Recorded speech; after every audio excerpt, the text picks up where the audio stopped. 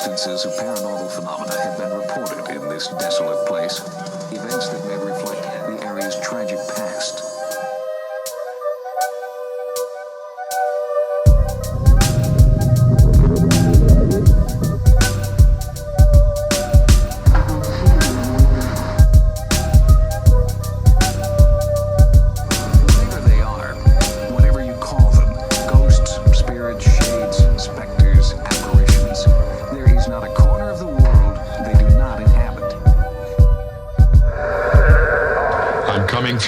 What's going on, guys? Welcome back to Other Nature's Podcast. We talk all things paranormal. I'm Ken James, and this is Jason McKittrick. Hey, folks. And if we can hunt, howl, or dwell in the dark, we want to talk about it. And tonight, we are taking a trip back to 1975 to have a conversation with a one Travis Walton.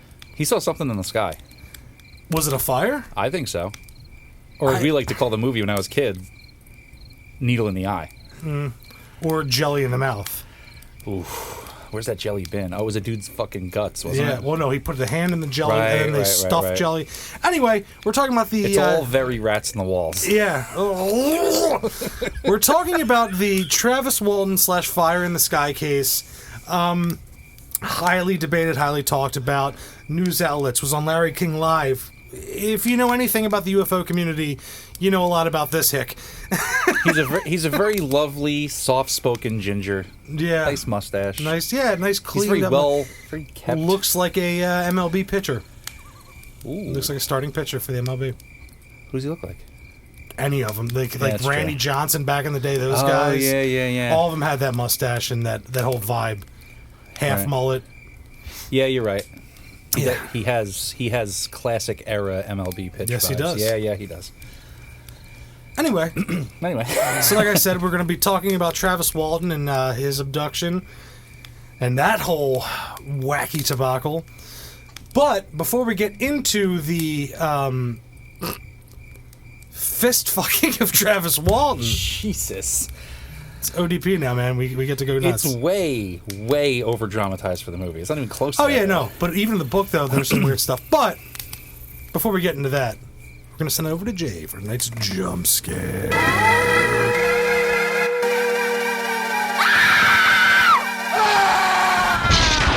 right, thanks, Ken. You're welcome, Ken. Okay, so we got this one in the other day, and which is great because, folks, please send us more stories. Please.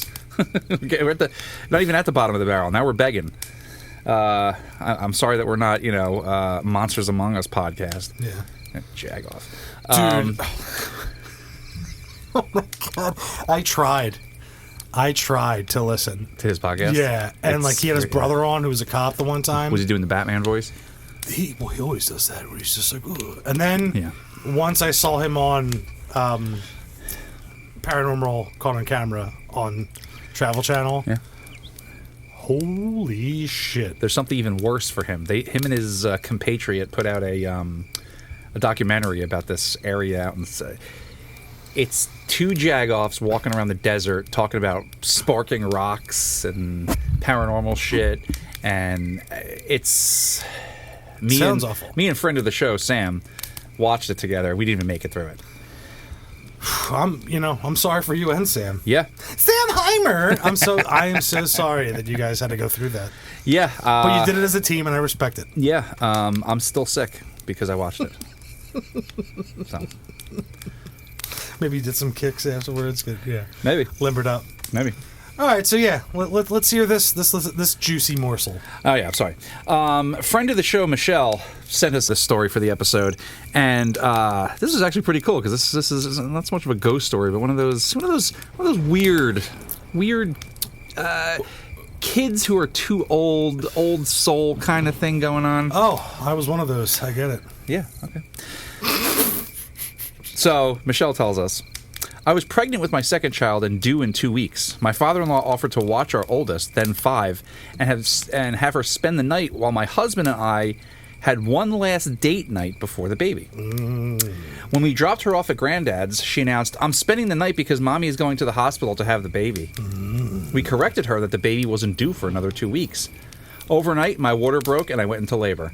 We were at the hospital checking in when we remembered that she said that this was going to happen. Yeah. Another time when I had just found out I was pregnant, my third child, and had told only my husband, she walked into our room the morning after the positive test and asked me, "Mommy, do you have another baby in your belly?" We call her the baby whisperer. Thanks, Okay. Michelle.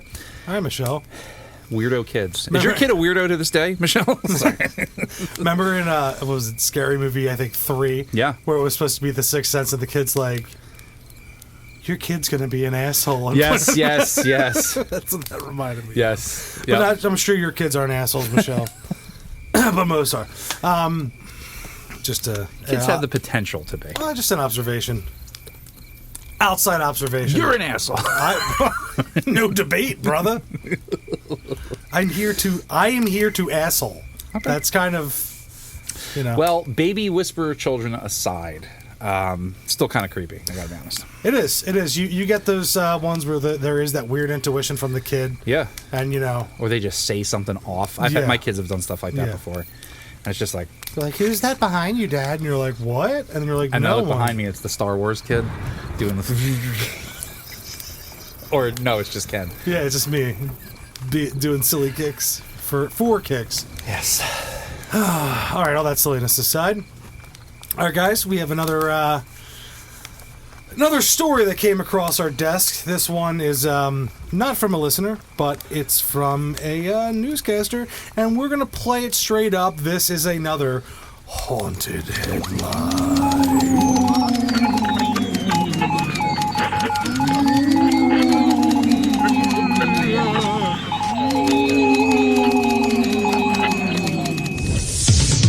Haunted headlines. I am going to make you a bet that the next time you get a window seat on a plane, you're going to think of this next story, and you're going to think of the guest who is going to talk about this next story. Michelle Reyes was flying over New York City with her daughter, and she was sitting by a window. When she did what a lot of us do, we, take pictures out the window, nice video of the New York skyline. It's an amazing view. But what Michelle did not expect to see was a cylinder-shaped object zipping across her line of sight near LaGuardia Airport. Was it a bug inside the plane, maybe? Well, she played the video back to look, and no, it was not a bug. Whatever it was definitely outside the plane, and it was flying on its own, and it was really, really fast. Michelle Reyes joins me now exclusively, and I want to welcome back Ben Hansen from UFO Witness on Discovery Plus as well. Michelle, thank you so much for being here. First of all, wow, that was pretty alarming stuff. What did you do with the video, and did you reach out to authorities to share it with them? Thank you for having me. And when I realized that I had something like this on the video, the first thing I did was I emailed the FAA to let them know what I saw, and maybe it was a safety hazard. I reached out to them. Unfortunately, I haven't heard back from them. They didn't acknowledge my email. And then I sent it to Enigma Labs and the National UFO Database. And any response? Enigma Labs was the only one who responded to me. So That's your how I got in dad contact. apparently...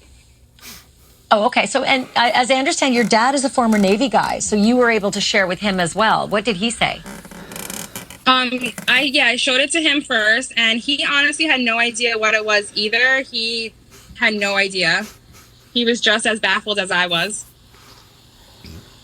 Did you guys settle on the fact that it maybe was a drone? It was going awfully fast to be a This drone, almost but over. was that the best guess? He thought it may be a drone, but he didn't think that it should be where it was that close to the aircraft. He pulled us in. So he really didn't have an answer for me. He was just as clueless as I was. in the Navy. He's seen a lot of things, and this he couldn't give me an answer. But if he had had to guess, he would have said drone. the FAA hasn't responded to me. So it's a good thing Ben Hansen is here. Why would You host a show called UFO Witness. What do you UFO think Witness, about yeah. this Tic Tac video, Ben? You know this guy.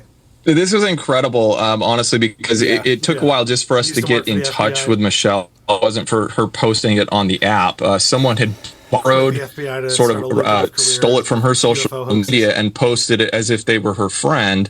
So we had no idea who she was. We were looking up flights and trying to figure out which flight she was It actually on. is a cool video. When we finally were able to contact her, she, for me, has been completely just genuine, sincere. We've now started to analyze the video. And I feel a little awkward saying this with her here, but find no evidence that she faked this or hoaxed it. I didn't from the beginning, but we had to run it through. Because I want to just say, what she faked or hoaxed? So we said it, we analyzed it. It's outside of the window. It's not like, what did she go to the emergency exit and throw something out? Well, her dad's a Navy guy. Yeah, yeah. My dad's a Navy guy, and he didn't know what it was either. Like, but the concept of like, oh, she faked it. What, like, you think she edited it on her phone? It's just something out of a window. You know what's the worst part about all of this is that the presentation by whatever news source that was sucked all of the fun out of that entire clip. Like, oh, cool, an alien clip, and everyone's like, the chick in the beginning. And then the guy's like, it's just like, I don't care. Just show me the fucking video. Yeah. Far gone are the days on Fox where they were like, this next clip. Yeah. It's gonna pucker your butthole, and you're like, oh god. They have music, and some expert comes on, his hair's all frizzled, his glasses are crooked, and he's just like, UFOs have been the subject of evil. They were going way back to the biblical times, and this is just some girl like, was it a bug? Was it a drone? Shut up. I hate that clip. I just want you to know I hate it. No, it sucks, but also the video's cool. Besides everyone talking. Yeah. The little cylindrical thing outside of the plane, I dig that. I like that the screen is this big, and the thing they're showing of the video is like this big. It's like, what do you want us to see more? All of their faces, or do you want us to see the video? That's what they want. They're talking heads, and they're all there for the fame. I hate it. And I feel embarrassed for saying this in front of her. We tested to make sure she wasn't faking. Isn't that your job, asshole? I don't know. We might have to test Travis Walton. I'll tell you whose job it wasn't. Whose? Travis Walton. No, it wasn't. No. He's a kind old man. Or something. I saw him on an episode of American Choppers. Yeah. He just gets around. Yeah, and he was on Lil Mayo's Instagram. Was he? Yeah. Yeah, Lil Mayo's my dude. Yeah, I was like, isn't this kind of like, I don't know, shitting where you eat? Like, at this point. Don't do this. Well, maybe it's far along enough where Yeah. You probably got a payday from Lil Mayo. Lil Mayo's got stacks, bro. You think? Yeah. Alien stacks? Alien and Earth. All I know is that Zip Zap and Gleek Glorp do not like Lil Mayo. No, they're not friends. No. There's some beef from back in the day. Back in the death row days. Yeah, because Lil Mayo, he's out here doing that whole, influencer thing. And Zip Zap and Gleek Glorp, they're about it. And they're watching. They're like, he hasn't probed a butt in years. Yeah, like, this is insane. It is insane. How much space coke has he done in the last 14 years? A lot. Well, they have. I don't know about him. Lil Mayo's not doing space coke. You don't think? He's terrestrial now. Oh, yeah. So he's just doing regular coke. Yeah. That's but why the fentanyl doesn't kill him, so he's... Interesting. Yeah. Folks, don't do coke. The fentanyl will kill you. I think it's an important PSA. It is. Don't do coke, period. Yeah. No. Well, don't do it. Don't do it. Yeah. Apparently I do it. That's the word on the streets. Ken Nosebeer James. It's actually Ken Beer James. Yeah, whatever. Can we get to Travis, please? I would love to get to Travis. Let's do it. Cool. So the Travis Walton incident, you guys all know it. Everyone's seen Fire in the Sky, but we talk about, when we talk about ghost stories and we do the Mount Rushmore of ghost stories, this is on the Mount Rushmore of UFO stories. Yes. The movie just blew it wide open for everybody. Mm-hmm. This guy's been a fixture on every paranormal TV show that's been put out since 1992. The movie struck fear in the hearts of everyone. Dude, the movie gave me nightmares for like months. You were like, before that, besides the Betty and Barney Hill. Yeah. Everything factors into this. Yeah, every other like abduction is kind of like, oh, they brought me into a light and I was in a room. And they brought me into a room that was brightly lit. I was in a room. and they told me about my future, and they said it was a loving room. But no, And they brought out a probe, and it was the size of a tangerine. and I loved it. Sorry. But no, so from Betty and Barney Hill, and then up into this, there was like this whole kind of like abduction that wasn't so terrifying. Nobody wanted to go full bore. You know what I'm saying? Right, and like in between that, like those two, this was like, okay, it's terrifying again. Yeah. It's terrifying again. I don't want to get abducted. No. Don't want to open my my blinds in my bedroom. Yeah. And there's a gray alien ready to fucking jelly my mouth. Exactly. So the particulars. This is an alien abduction, alleged alien abduction of American forestry worker Travis Walton on November 5th, 1975, and he was part of this logging crew in the 11 years before I was born. Okay. You know that? Cool. 6 years before I was born. Nice. So they were part of this logging crew in the Apache Sitgreaves National Forest near Heber, Arizona. Let's go with Heber. I like Haber better than Haber. It's interesting to note that on October 20th of 1975, right before this, the NBC network aired the UFO incident, a special made-for-TV movie about the alleged alien abduction of Betty and Barney Hill. Still to this day, those clips. I think that's the one that isn't James Earl Jones on that one. I don't know. I think so. I mean, dude, at this point we've watched so many. I know. It's a mishmash of all of them. The film depicted a motorist who walks into the woods towards an overhead light while he is illuminated by a beam of light. Within weeks of the broadcast, Walton was reported missing to law enforcement after having walked into the woods toward an overhead light where he was illuminated by a beam of light. A little fishy. A little fishy. I mean, there's been things pointed out about this, but I'm not here to judge. I'm here to enjoy the probing. Police organized multiple search parties to look for the missing man. After 5 days and 6 hours, shortly after midnight on November 12th, day before my birthday, Walton called his sister from a payphone in Heber where he claimed to have reappeared after the abduction. Within days, Walton sold his story to tabloid The National Enquirer, which published the account nationwide and awarded the crew a $5,000 prize. In 1978, Walton wrote a book about his purported abduction titled The Walton Experience, which was adapted into the 1993 film Fire in the Sky. The movie that still will scare the shit out of you. I don't want to put it on. Not before I have to go to bed. Only in the daytime. I'll watch it, but I have to plug my butthole up first. You better. Anyway, iron underwear.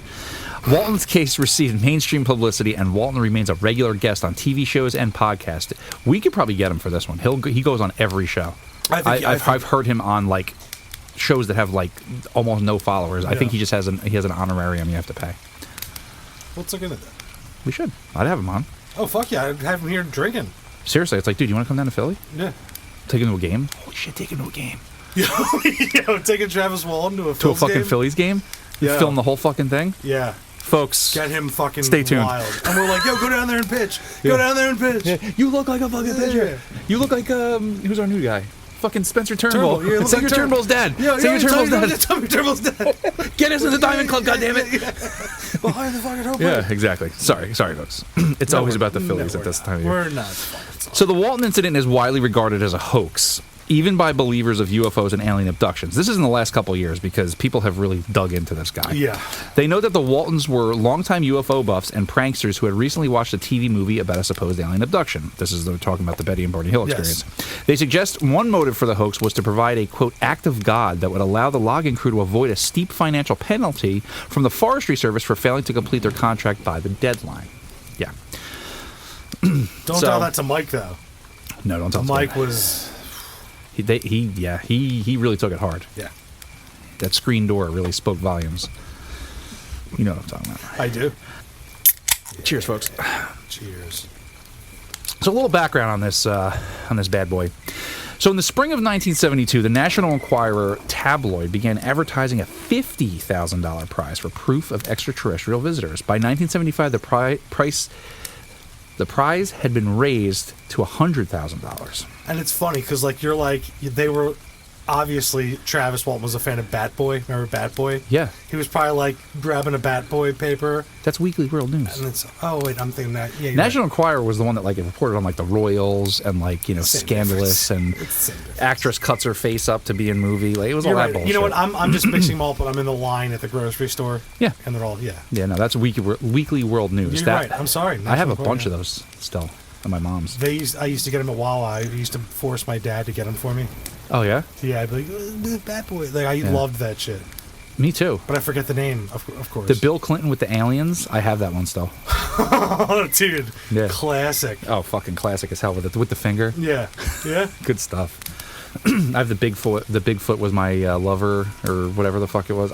You know what? I gotta dig those up next time at my mom's, And and maybe we should just do a an read. episode. Yeah. Good call. Actually, there's a book that if I'm not mistaken, they did a book that reprinted them all. It's just a big book, and they reprinted them.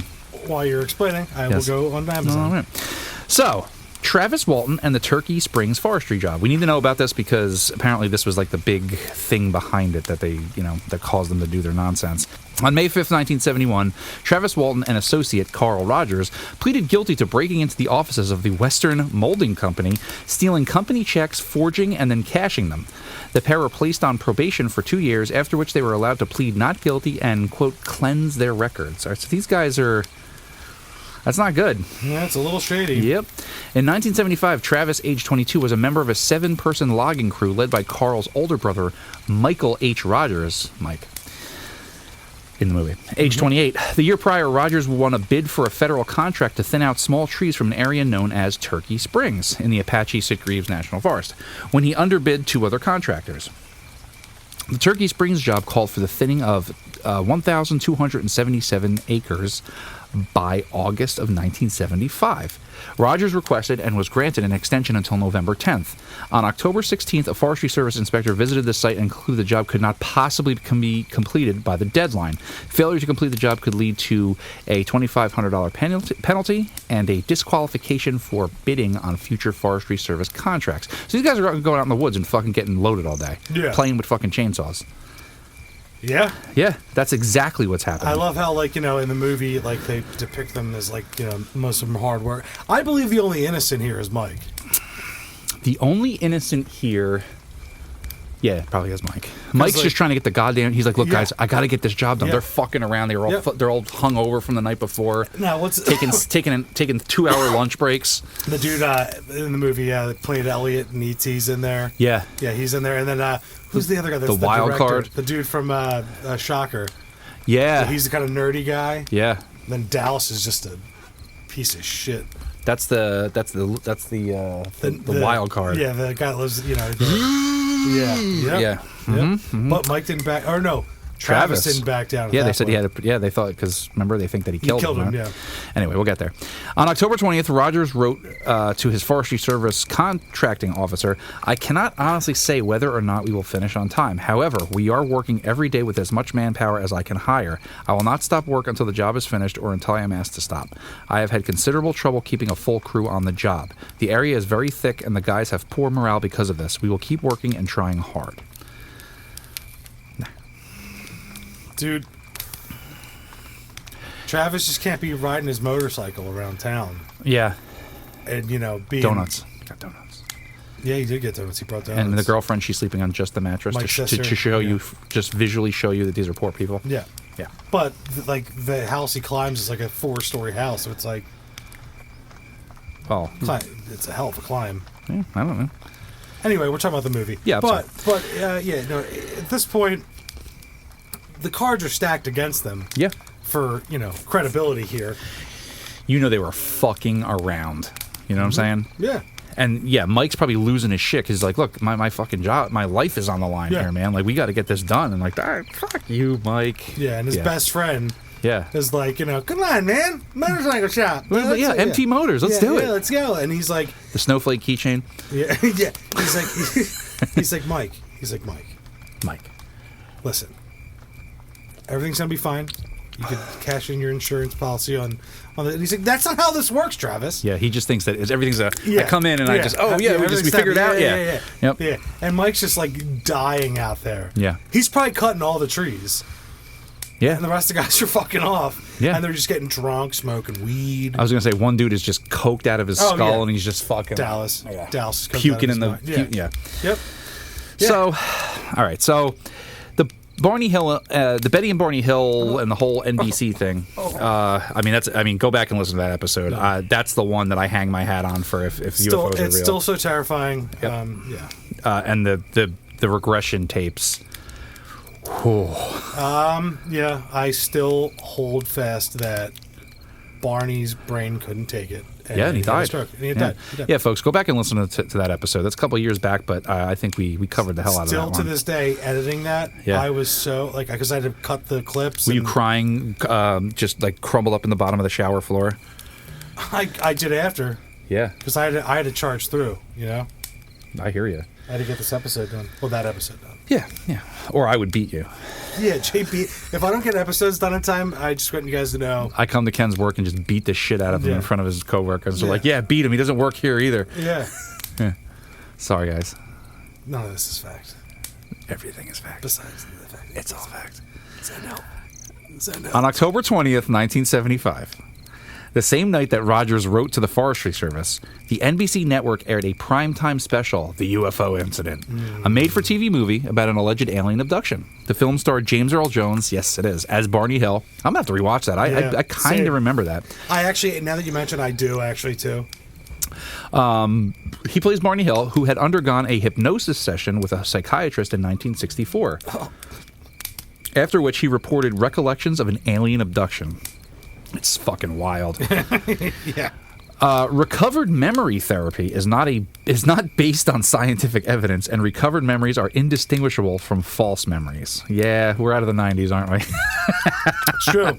However, something we're not going to go into it here. We're not going to go into it. I don't care what happened. Yeah. It's real. The film aired 2 weeks before the Travis Walton UFO incident, prompting suggestions that the film inspired Rogers and Walton to concoct their own alleged abduction story. Psychologists and skeptics argued that after viewing this movie, any person with a little imagination could now become an instant celebrity.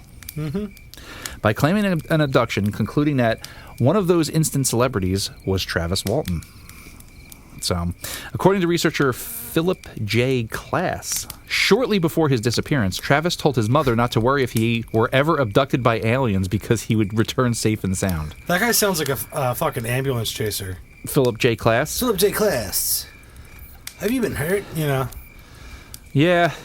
That's a Saul Goodman. That's a Saul Goodman. Yeah. Philip J. Klass. Were you abducted by aliens? Yeah. Seek legal recourse. Yeah. Some people don't. He's a polarizing figure in the ufology community. We'll just leave it at that. I think he was there when they had him in the motel room in the movie. Yeah. And he kept, remember they Mike kicks him out. Yeah. He's the guy with the glasses. He's like, no, we have to get the readings. I feel like. No, that wasn't him because this guy is not that type. He approaches it from an uber skeptical. Okay. Yeah, it's not. He's not one of the UFON guys. No. I just feel. MUFON. MUFON. I'm sorry, MUFON. That I may feel have been. That was probably supposed to be like. Who's the guy that died? Damn it! I can see his face too. Beard, glasses. Oh, with the gray. Yes. Yeah. Damn it! I'm gonna think of it as soon as we stop recording. I miss that guy. I do too. He was. Dude, it's right here. Stanton Friedman. There he is. There it is. We had the same experience before the podcast. Me and you were watching something at my place. Yeah. And you were like, "What's the guy's name?" And I was like, "Stanton Friedman." And we pounded on it. Yeah. That's If Stanton's in the room, could you speak into the microphone so he could pick up your EVP? Stanton Friedman, we call to you. Let him talk. Yeah, but you didn't do like. I don't have to. He knows what it is. He's not like a ghost from the 1800s, like, what are these things with lights on them? Yeah, but you have to do like the right to call them in, right? No. Don't you? You just just go did. talk. All right, dude.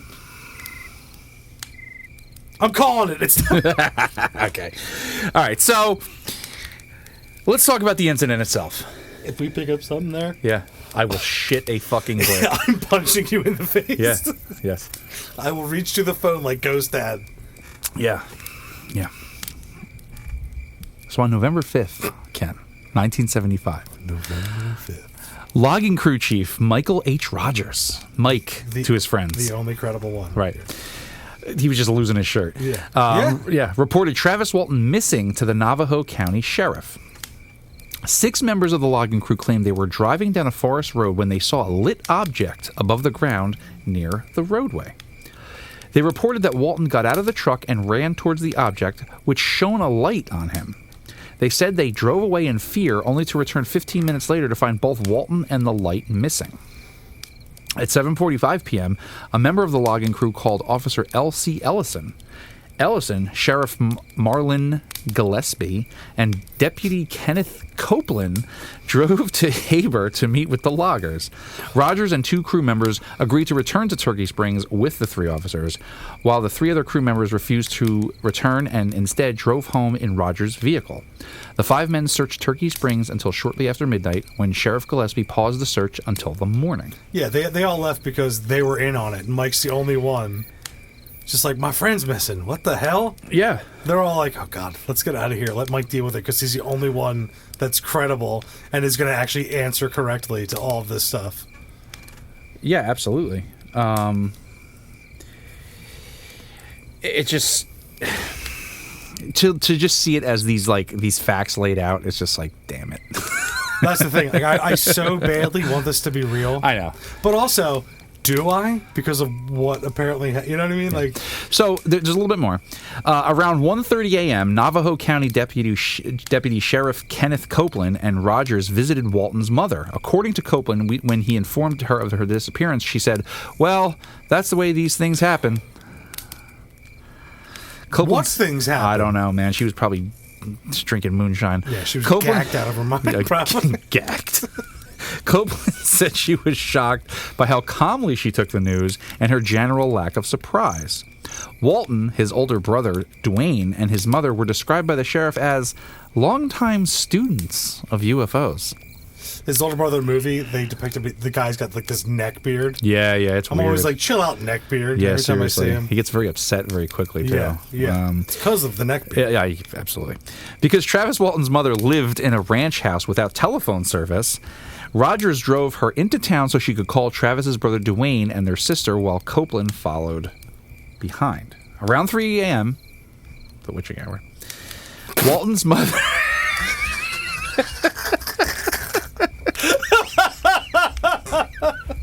Sick, bro. Nice.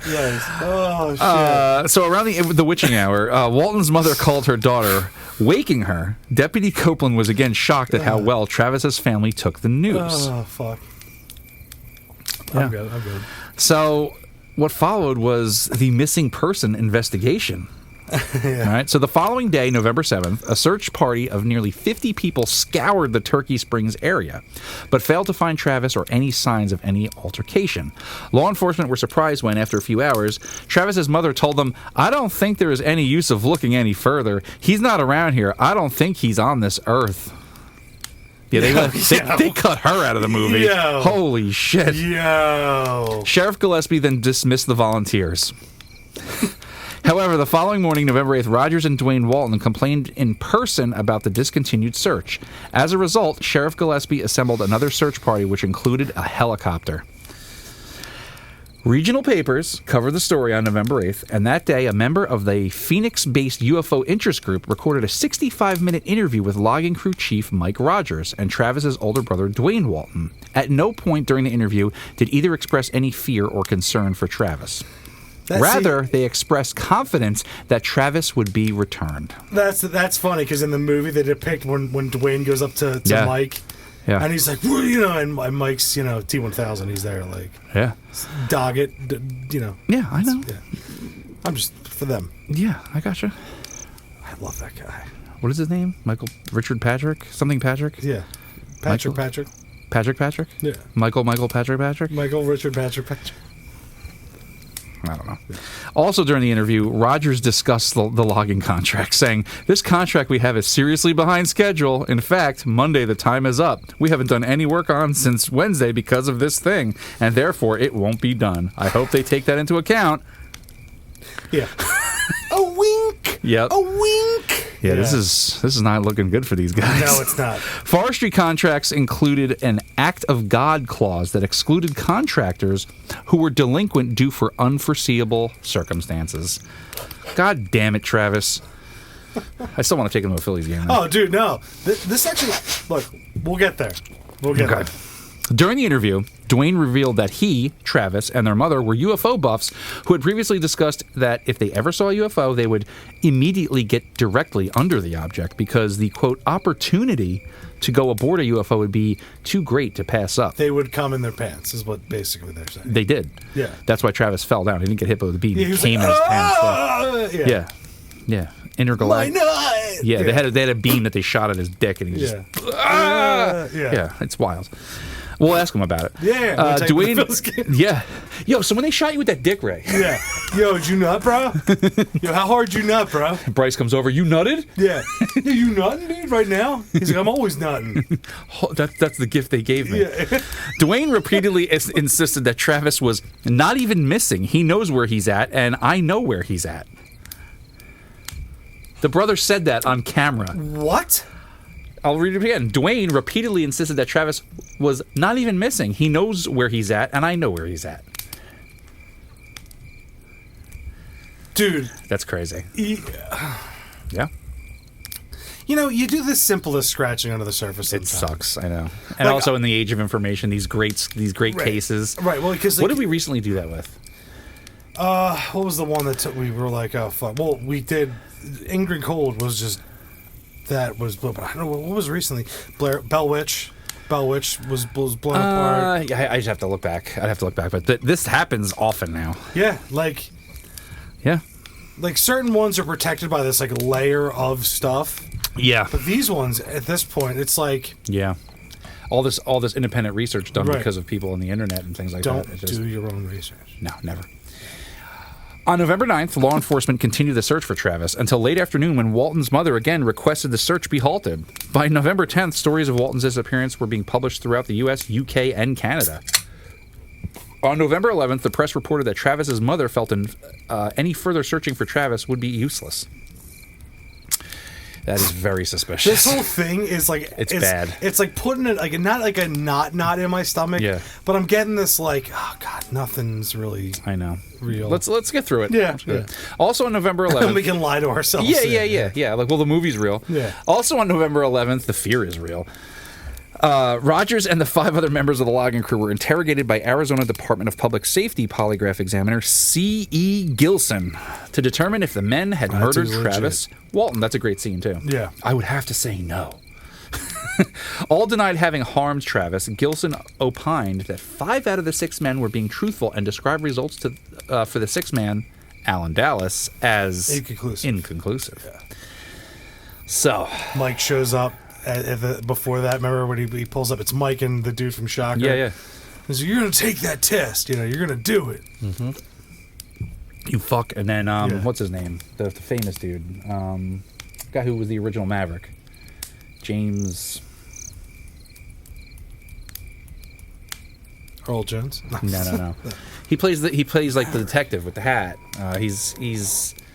Ooh. Dude, he's a major Hollywood actor. He's dead now. He was in The Notebook. He was the old version of. Not Gene Hackman. He was in the American Presidents. Space Cowboys. Fucking James Garner. That's when he comes up to the thing and he's like, "Hey boys," and like kind of just. It's funny. I forgot because I haven't watched it in a couple years. I forgot he was the guy. Yeah. Because I keep picturing the sheriff, who's that old guy that always plays the sheriff. Yeah. So James Garner is the man in that. Yep, and he finds the Weekly World News in the back of the thing. He's like, well, you know. Yeah. Yeah, he blew it wide open. All right, so Walton returns. Not Batman Returns. On November 12th, shortly after midnight, Walton placed a collect call to his sister's home from a payphone in Haber, Arizona. He reached her husband, Grant Neff, who then drove to pick up Dwayne and proceeded to Haber to pick up Travis. Neff later reported he initially thought the caller was intoxicated.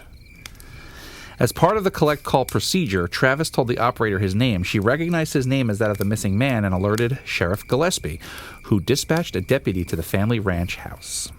Deputy Glenn Flake arrived at 2 a.m., where he witnessed Dwayne Walton transferring fuel from one car to another after having forgotten to purchase gas before local stations closed. Jesus Christ. Flake did not reveal that they knew Travis had returned home, and Dwayne did not tell the deputy that Travis had been found. Weird. Seeking medical attention for Travis, Dwayne reached out to a UFO researcher he'd met days prior. The researcher referred them to a, quote, Dr. Lester Stewart, a hypnotherapist. Dwayne took Travis to meet with Stewart, but his first words were that to get the regression therapy Yes, right away. right away. Oh my God. Yeah, because they're following the Betty and Barney Hill case. Because they want it to be just like that. But his first words were that Travis needed a medical examination with lab tests and was not ready for hypnotic regression. Stewart noted that Travis seemed very confused and reminiscent of drug addicts he'd treated. Stewart also noted that Travis had a small lesion on the inside crease of his right elbow, consistent with intravenous drug use. Dude. Oh, man. Still want to take him to a Phil's game. Dude. We're gonna in the middle of the stands, dude. What do they have you hooked up to some fucking drugs to keep you like whacked out? Or are you just like a maniac? Or were you just shooting up? Yeah, like, the whole time. They were like, dude, we'll pay you to go on a binge, Possibly. have fun. Yep. And then things got a little out of hand, and when they went to pick him up, he was just naked in the rain. Jesus Christ. After meeting with Stewart, the Waltons returned to Dwayne's home where UFO researchers arranged a house call by two medical doctors who were also amateur UFO investigators. When they arrived at 3 p.m., Dwayne forbade them to use their camera or tape recorder, nor would they allow them to ask Travis questions about his experience. Okay, this is the part. Yeah. The doctors noted the presence of the apparent puncture mark and estimated it to be 24 to 48 hours old. That day, stories of Travis's return had begun to spread, and press began calling Dwayne's home in an attempt to reach Travis. Dwayne finally informed law enforcement of Travis's return, calling Sheriff Gillespie, who insisted on seeing Travis immediately. The sheriff drove the 4 hours into Glendale and arrived at 11 p.m. Dwayne and Travis demanded that Sheriff Gillespie not record the interview. Weird. After a local UFO group facilitated the connection, Dwayne and Travis moved into a suite at the Sheraton Inn in Scottsdale. The fucking Sheraton Inn. So your alien had a room at the Holiday Inn, Paramus. It may have been made to look like a room at the Holiday Inn. Yeah. I couldn't tell. Dude. Hold on. Costs were covered by the National Enquirer in exchange for exclusive access to Walton and his story. On November 14th, Travis skipped a polygraph interview with police, but that night, in the presence of Enquirer reporters, a doctor associated with a UFO group had a 2-hour conversation with a hypnotized Travis about the incident. The following day, November 15th, Travis was interviewed by Jack McCarthy. It almost came out of my nose. Yeah, I know. Yeah. I have the little tinge of like liquid. Yeah. Oh my God. Mm-hmm. Hypnotized Travis. Do you think he used the Penguin's umbrella? Yeah. Yes, they did. Yes, they did. Travis was interviewed by Jack McCarthy, a freelance polygraph examiner arranged by a UFO group and the Enquirer. McCarthy concluded that Travis was engaged in a gross deception and had even been intentionally holding his breath in an attempt to beat the machine. Jeez. On November 22nd, Travis appeared on Phoenix television station KOOL, or Cool. KOOL. We're down here in Dick Dogs on the waterfront. Down here in Scottsville, Arizona. Scottsville, Arizona on the waterfront. Where he was interviewed about the incident. Travis claimed that he lost consciousness when struck by a beam of light and that he awoke in a hospital-like room, being observed by 3 short, bald creatures. He says that he fought with them until a human wearing a helmet led Walton to another room. I told you, it's very different. Yeah. Where he blacked out as 3 other humans put a clear plastic mask over his face. Walton has said that he remembers nothing else until he found himself walking along a highway 5 days later with the flying saucer departing above him. I had a teacher in middle school who was like all about this story. Yeah. She read his book. Yeah. And she was telling us... I read his book. Well, she was telling us the difference between that. Yeah. And she was telling us all... Because she actually... It was so cool. Yeah. She also taught us like a thing on ghosts. She was my reading treat... Can we get her on the teacher. show? I wish I remembered her name. Yeah. But it was like 13.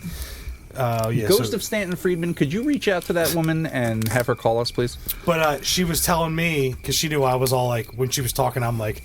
Yeah, you were like... I'm the most attentive student. I'm the most attentive I've ever been. Yeah. And she was telling me about how in the book Travis Walton actually broke away for a while and he actually piloted the ship. Yeah. Like he was moving it around. Yeah.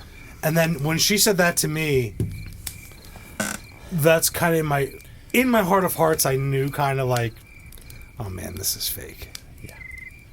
I never remember hearing that part about him piloting the ship. I Like, remember well, it was he found this like thing and he was moving it, and he could tell that he was moving and like seeing the star, like, you know, he was changing the position. Gotcha.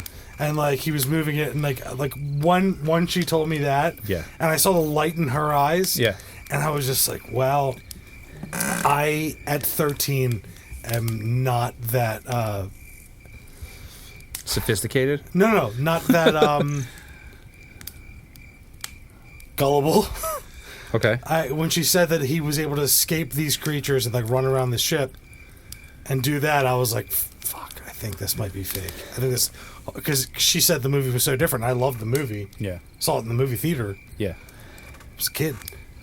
And I was like, no. I was like, fuck.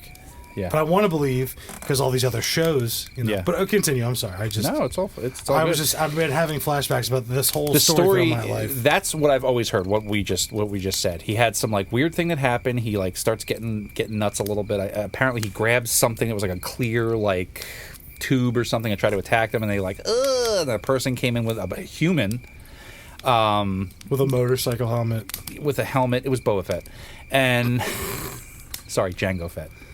If it was either one of them, he ain't making it out. I mean, he might have a chance against Django. Let's not do this. Let's not do this. Just saying. It's all fake. Yeah. And that's really it. I mean, we you know, other than that, we have, you know, where it's been through, you know, in popular culture. I mean, all the trials. Well, you went on Larry King. Yep. In the days following Walton's UFO claim, the National Enquirer awarded Walton and his co-workers a $5,000 prize for the best UFO case of the year. And they were also said to have passed polygraph tests administered by the Enquirer and Aerial Phenomenon Research Organization, or APRO. The best UFO case of the year. Yeah, they didn't want to give them the full money. Holy shit. Yep. So they were like, well, we engaged with them. We have to give them the money because if we don't, they're going to say, hey, they made me say this. They made me do this. So they're like, look, we're giving you $5,000 and that's it. They're not giving them $100,000. No fucking way. So they were both. So the Enquirer and Travis Walton were both left with a shit sandwich. And you know what? Mike is not fucking innocent at all. Now that I'm reading this, no fucking way. Yeah, he helped orchestrate it. So ufologist Jim Ledwith said, for 5 days, the authorities thought he'd been murdered by his coworkers, and then he was returned. According to Ledwith, all of the coworkers who were there, who saw the spacecraft, they all took polygraph tests, and they all passed, except for one, and that one was inconclusive. Skeptics, however, include the story as an example of a UFO hoax promoted by a credulous media circus with the resulting publicity exploited by Walton to make money. UFO researcher Philip J. Klass, once again, who agreed that Walton's story was a hoax perpetrated for financial gain, identified many discrepancies in the accounts of Walton and his coworkers. After investigating the case, Klass reported that the polygraph tests were poorly administered, that Walton used polygraph countermeasures, such as holding his breath, and that Klass uncovered an earlier failed test administered by an examiner who concluded the case involved gross deception, like we previously mentioned. In 1978, Walton wrote the book The Walton Experience, detailing his claims. In 1993, the book served as the inspiration for the 1993 film Fire in the Sky, starring Robert Patrick as Mike Rogers, D.B. Sweeney, I could have told you his name, as Travis Walton, Craig Sheffer as Alan Dallas, never heard of him, Peter Berg as David Whitlock, and Georgia Emelin as Dana Rogers. Travis Walton, she's in Roadhouse. She brings donuts to Dalton, but in Fire in the Sky, fucking D.B. Sweeney brings donuts to her. Donut Gate. Donut Gate. This sucks. Travis Walton made a cameo in the film. I did not know that.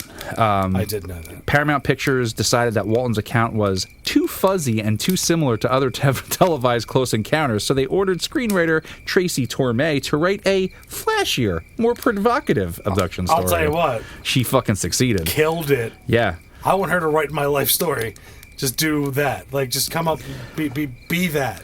So on the opening day of Fire in the Sky, March 12, 1993, Walton and Mike Rogers appeared on the CNN program Larry King Live, which also featured Philip J. Klass. It's brutal, dude. It is. It's brutal. brutal. Yeah, because that dude is just like, you guys are full of shit. Yeah. Essentially. And he's like, whoa, wait, whoa. And it's like, dude, it's... Yeah, I know. Yeah. I've seen it. Yeah, I know. I'm just saying for them who... Travis is like... Yeah, he looks like like, he oh. hasn't done heroin yet that day. Yeah. Jesus God, man. Walton has occasionally appeared at UFO conventions or on television. He sponsors his own UFO conference in Arizona called the Skyfire Summit. In 2008, that's actually pretty bad. It is kind of cool. He gets all the girls. In 2008, and the heroin. In 2008, Walton appeared on the Fox game show The Moment of Truth. On January 19th, 2021, Walton appeared on episode 1597 of the Joe Rogan Experience podcast. It's terrible. He gets nothing out of him. And the guy is just like, yeah, and he wants to talk about other shit. And, like, it's bad. I mean, it was one of the ones I was like, all right, I'm going to sit down and watch this one. And I was just like, nothing. He gets nothing out of him. Just like the dude, Gersh, the Robert Gersh one, the whistleblower. That one was okay. I liked that one. No, I'm talking about the Bob Lazar one. Yeah. Because that fuck Jeremy Corbell's on there. And also, Bob Lazar, it's already all out there. Yeah, it is. It is. On August 25th, 2023, he appeared in the fifth episode of the third season of How To with John Wilson, titled How to Watch Birds. That's what he's into now. Okay. While on heroin. Yeah. He's like, you just stick the needle in and you just go like this. And you just he's like, oh, you'll see so many fucking birds. He's like, dude, I just nod out. He's like, dude, put this in your veins. Yep. You'll see all the birds. So, again, we have another issue here. A dispute arises. On March 19th of 2021, so recently, they were bored because of COVID, Mike Rogers posted a statement to his Facebook page announcing, I, Michael H. Rogers, being of sound and rational mind, do hereby give notice that I am no longer to be considered a witness to Travis C. Walton's supposed abduction on November 5th, 1975. He later clarified, Travis tried to keep a new remake of the movie a secret from me. He was always had his big secrets that he kept from me. It angered me. I tried over the last 2 weeks to reason with him, but to no avail. I don't believe Travis is an honest person, and therefore I want nothing to do with him. Oh, this is messy. Hold on, just a little bit more. On April 30th, Rogers placed a call to producer Ryan Gordon, who was working on a new film about the Walton incident. Gordon recorded the call without Rogers' knowledge, as permitted by Arizona law. 2 months later, on July 4th, Gordon publicly posted audio from the call, which features Rogers explaining, we were talking in the woods one day. We were talking about creating a UFO hoax, okay? I don't know how the UFO got there, but I remember when I was driving the truck and jumped out, it was all deliberate. It was all staged thing, okay? He ran up there, and there was something about the UFO not being real, although it looked real. Rogers and Walton later reconciled, and Rogers issued a statement retracting his confession. It's very, very messy. What?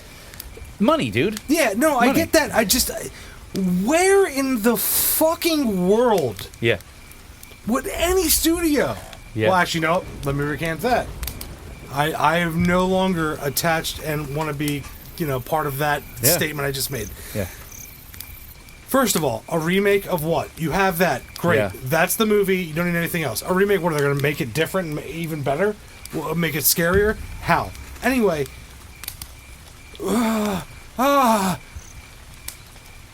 they just showed all their cards. Yeah. Their cards are out there, Yeah. and then they reconciled because of money.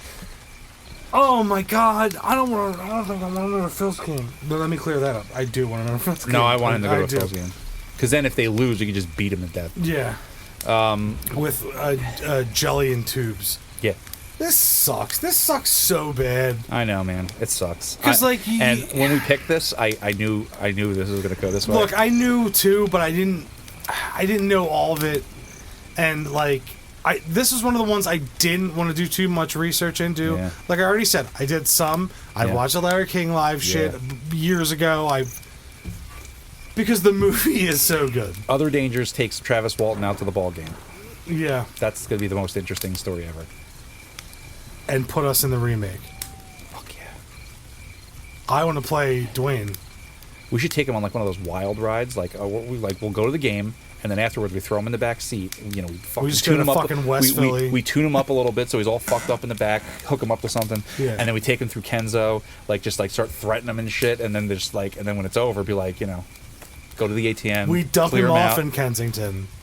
right in Needle Park. Yeah, and like, find a payphone, motherfucker. Yeah. This is what you did to my dream. Yeah, you just got abducted for real this time. Yeah. Now find the payphone and get out of here yourself. Yeah. Then you just teabag him. There you go. No, we're not going to teabag him yet. Okay. He has to make a phone call. Someone has to pick him up, bring him to a motel. Yeah. Mike! Trav! Yeah. And then we show up at the motel and pretend we're doctors. Hypnotize him with the penguin umbrella, and then we teabag him. All right. Maybe even give him a gorilla mask. I feel like Ryan should be involved in this too. Think about it. The stuff that we don't have to do the things that we don't want to do. You know what I'm saying? But here's the deal: if he's involved, we go to the game. We meet him outside. Give him to Ryan. Right. There to you do go. the rest. Yeah. I kind of want to go on that wild ride though. If Ryan's gonna be there. All right, so no Ryan then. I have a vendetta right now. I know. I'm going to say it here on the podcast Yeah. because I know he listens sometimes.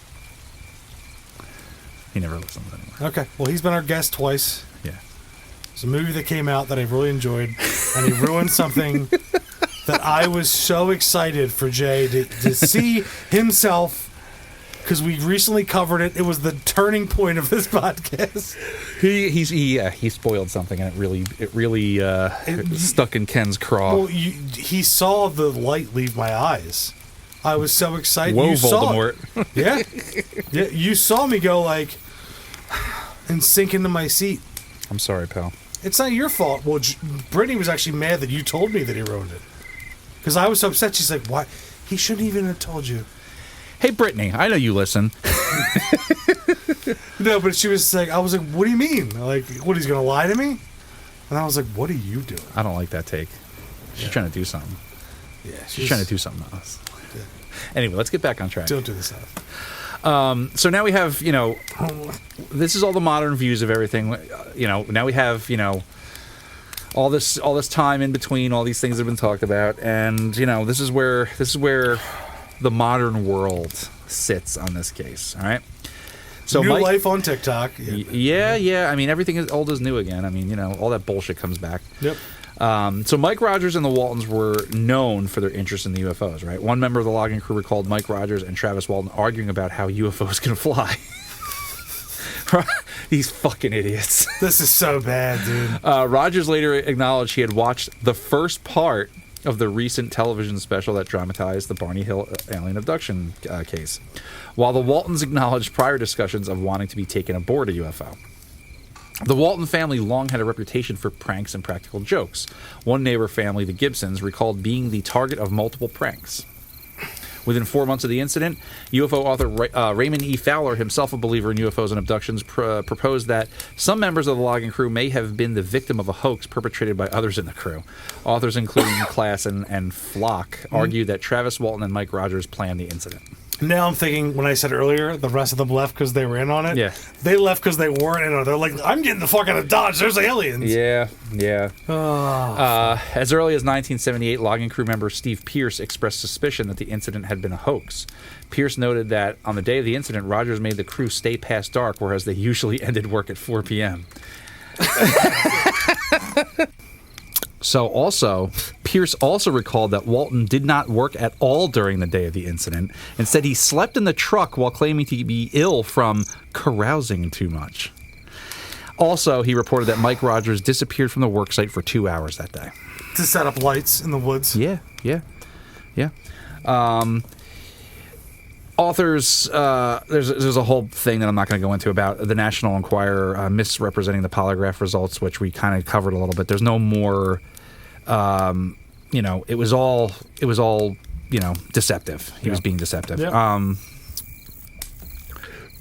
In the 1980s, reports of alien abductions became more widespread, promoted by authors Bud Hopkins, Johnny Mack, and Whitley Strieber. Mm-hmm. Maniac. Did you ever watch The Hunger? The Hunger. The movie based off his Vampire book? No, but I watched. David Bowie? No, but yes, I have. Yeah, Okay. of course I have. Yes. Susan Sarandon. She's naked in the Yes. entire movie. Yeah. And then he also has Wolfen. That's the Wolfen, dude yeah. from the guy who's in Big Fish. He's the main detective in that. It's like, and then he just comes up with a UFO. Yeah, Albert Finney plays the detective in that. Anyway, folklorist Thomas E. Bullard notes that the stories of alien abductions exhibit a fairly consistent sequence and description of events. Scholars suggest that alien abduction syndrome is the result of sleep paralysis or false memory syndrome. Mm-hmm. Walton didn't report paralysis, recovered memories, or other common elements of an alien abduction narrative, leading Fire in the Sky screenwriter Tracy Torme to opine, "I don't think the Travis case is an abduction case. It doesn't fit any of the other patterns, as in the cases that were explored in it's the Bud Hopkins book Intruders, very, very famous. I think I read it when I was a kid. Bud Hopkins. Yeah. Yeah. Oh yeah. He was on sightings a couple times. That was just like a... Yeah, Bud Hopkins, Yeah. yep. So many witnesses gone for 5 days. So I think all those things break the mold and make this case unique. Philip J. Glass noted that a UFO abduction mold did not yet exist in 1975. So, and this was kind of interesting. The possible role of a fire lookout tower. Robert Schaefer, a longtime writer for Skeptical Inquirer and a founding member of the UFO subcommittee of the Committee for Skeptical Inquiry, had argued for decades that the Walton incident was a hoax. Starting in 2021, Schaefer promoted the hypothesis that Rogers and the Waltons made use of a nearby fire lookout tower to achieve their hoax. While the crew typically traveled back to Haber via Black Canyon Road, Schaefer suggests they returned that night via Rim Road, which passes by Gentry Tower, a 70-foot-tall Forest Service fire lookout tower equipped with a generator, a 200-square-foot living space for the lookout, an outer metal catwalk, and a spotlight. Typical. Would it take 2 hours to go there and set it up? Yeah. Schaefer suggests Travis walk towards the tower, which was brightly lit above the treetops, until an accomplice in the tower illuminated him with the spotlight. Schaefer proposes that when the Rogers later drove the crew back to the supposed abduction site, they actually arrived at a different spot entirely, one closer to their Turkey Springs logging site. And he provides a map and everything. Dude, that's what happened. Yeah, they put some big lights up there. Dude, that's what fucking happened. And that's it, man. That's the whole shebang. Before we get going to our thoughts here, I can't wait. To go to the Phillies game with him? Besides that, the comments we're going to get on YouTube about this. Yes. We're going to get so much hate for going, okay, it's fake. It is fake. It is fake. But here's what we're going to get. It's as fake as the Amityville Horror. Yeah. It's the same thing. It was a cash grab. We're going to get, oh, this was all cover up. This is all cover up story. This is disinformation. Yeah. From the, no, guys, I'm sorry. Yeah. This is fake. I hate to tell you, we got a great movie out of it. Yeah, we did. That terrified people. Terrified us. It's one of the ones. It's on my yearly horror movie list. Yeah. One of the scariest alien movies of all time, and it's just sad to say, guys, this is fake. Very. Even my wanting to believe Mike was. No, he was all in it. Yeah, Mike. It's Mike and Travis. Yeah. And then Travis's family. So they did all of this to avoid the $2,500 fee, which they don't say in any of this if they ended up having to pay. But then they got the $5,000 from the National Enquirer. So if they had to pay back the $2,500, they would still have $2,500 left. So they did all this nonsense to avoid that fee, and they ended up with $2,500. And also book deals and TV, all that shit. I'm sure Travis Walton still pulls residuals from all this shit. Sure, but he also, I know he breaks Mike off. Oh yeah. I'm sure the whole time he broke Mike off. Yeah. And then at this end, when they were going to do that's when he spoke out and said all this stuff. Yeah. Because he's not going to be breaking me off anymore with all this stuff. Right. Because he kept a secret from me. It's going to be a new movie. Yeah, because he wants to do the new movie and not have to cut him in at all. Exactly. And that's where he was like, this is... Yeah. No. And then they reconciled because he was like, look, I'll give you 10%. Yeah. I wonder if that new movie's still happening. This is depressing. It is. Also, I already knew it was fake in my own... Yep. Once again, heart of hearts. Yep. I knew, but I wanted to, suspend disbelief for a bit. So I guess all we got is the Allagash incident in Betty and Barney Hill. Allagash incident, that's some shit. Chuck Rack's a piece of shit. Yeah, we hate him. Yeah. We hate him. Yeah, man, it's it's what it is. I wish that it was a little more, a little more credible. A little more. You wish there was a little more mystery in there. But I think the problem is that they came out too much, and because they came out so much, it exposed all the bullshit. Yeah. Like, yes. Yeah. No. Yes. It doesn't get, when you hold it up to the light. Yeah. It all gets. They didn't leave enough mystery. No, like when we did the Roswell episodes. Oh well.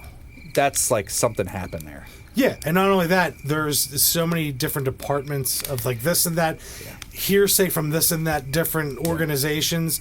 That one, yes, something happened there, but also, even if something didn't, there's enough in there where you can speculate. Something happened there. Absolutely. Our modern age was birthed by that crash. Yeah. These phones.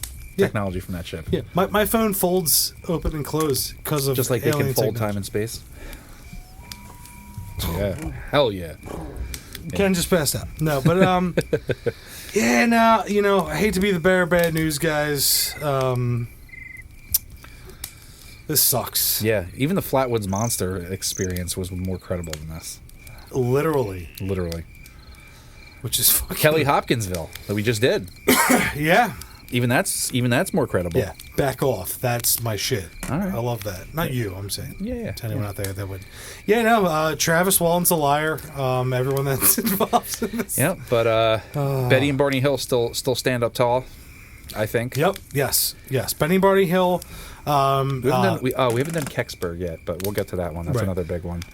But this is just it's deflating when it comes to like you wanting good stories and UFO stories, and then you see the muddy waters. Yep. You see the people that are out there actively muddying the waters, and it also just going forward, it's like people need to start realizing that all these like YouTubers and TikTokers and all this stuff, they're doing the same thing. Yeah. Because like we said, kayfabe. Yeah. It's that whole like if we all go with it, it can make money. Yeah. Everyone can eat. Yeah, everyone can eat, and if we all keep going with it, like, it'll become a thing. Yeah. But then you convince, and that's the thing, they go for the next young generation who don't just pull up Wikipedia or, like, who don't just look into it a little bit. Yeah. Because, like, I was woefully ignorant on this, because I wanted to, because I loved the movie. Yeah.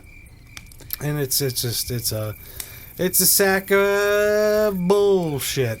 It's a sack of... I don't know what, man. I want to fist fight these guys. Well, we can at the Phillies game. Yeah. Set it up. They're all like old now, so like it wouldn't be hard. They would break like glass. Yeah. Just shatter Mike's face.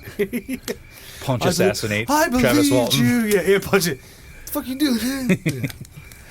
I'd be like, I believed your character. He's like, I am not him. I'm not T-1000. Right. I'm not Doggett. I'm like, damn right you're not. Yeah. That man was credible. Sure was. And I know we are going to get hate. We are going to get hate for this. I don't care either. I'm like, what? I'm just so, like, this is so depressing. Good thing I got some Miller High Lifes here to bring me back. Yeah. Well, this is what happens. We do a deep dive. We try. We me and Ken will think about, hey, what was one of the stories that we saw on one of our beloved '90s paranormal TV programs, and we pick one. We don't research before. We like live dive on it. You know what I'm saying? We both. This is our live dive. We have our deep dives independent. This was a live dive. Yeah, because we knew. Yeah, it serves us right to be just so interested in these things and want to know the truth, because we want to believe, and we know that there is some kind of one more X-Files line. The truth is out there. There you go. And we want some, like, I so badly wanted this to be real, and like I said, I sensed since when I was a kid, I didn't want to like to do this kind of research because I was just like, no, fire in the sky, it's fact. Yes. But then you grow up, you see the interviews, you watch this guy who clearly likes meth, just like Meth? I thought we were going heroin. oh, dude, He one and still the has same. One and the same. I don't think so, man. He doesn't look like he was doing meth for that many years. Well, he does meth now. It's evolved. Okay. He might have done the heroin back then, but it's become meth. I don't know. It just sucks. It just sucks. Okay. It sucks going, tearing down one of your Mount Rushmores. One of your big boys. Yeah. Yeah, man. Well, I mean, it's like you said before. At least we have the movie. It's true. So, unfortunately, we're going to take this story and throw it in the chum bucket. Yeah. Goes right in the chum bucket. We'll take Travis Walton to a Phillies game. We'll beat the... No. Yeah, this is like... Yeah, I feel like somber. Hey, man. Flush it and move on to the next one. I know. That's all there is to it. I know. It's been a roller coaster for me today, you know? Yeah. With stories and emotions, but I'll tell you what. What's up? Still got my boy over there. my boy Jason McKittrick right over there. Well, this we get through it through thick and thin, and it's on to the next case, buddy. Yeah. Yeah. On to the next case. Yeah, we try to look at everything objectively. Certain ones that you have I just want to make fun of it right now. Yeah, right. Yeah. I try to have a little bit of bias for certain things. Like this one, I did have a bias. I wanted to believe, but that nut got cracked. It's bad. All right. Hey, man. All right, well, it's not your fault. Don't do this to me, man. Not you, man. Not you. Yep. Not you. No, you. Matt Damon. All right, man. But bit of a Streisand. Anyway, guys, for Rocking this the shit in this one. Yeah, I think he's rocking shit. I love that. But for that was Travis Walton, Fire in the Sky case. A bunch of liars. But for this episode of Other Dangerous Podcast, I've been Ken James, And I've been Jason McKittrick. and as always, have a spooky, More like liars in the sky. Thank you for listening to Other Dangerous Podcasts. Have you encountered the other dangers? If so, you can email us at otherdangerouspodcast@gmail.com. And if you'd like to have a discussion about the paranormal, you can find us at Other Dangerous Podcast on Facebook and Instagram. There you can find submitted pictures, videos, and artwork from listeners. We are now streaming on YouTube, Spotify, Apple Podcasts, and anywhere else podcasts are streamed. And after listening, please don't forget to like, share, and subscribe so we can continue to bring you the other dangers.